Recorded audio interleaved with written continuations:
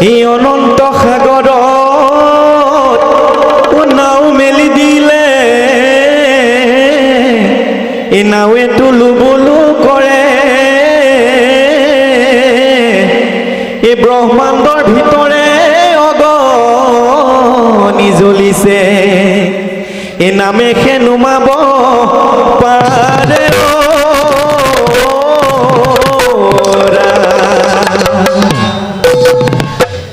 এই নাম লোৱা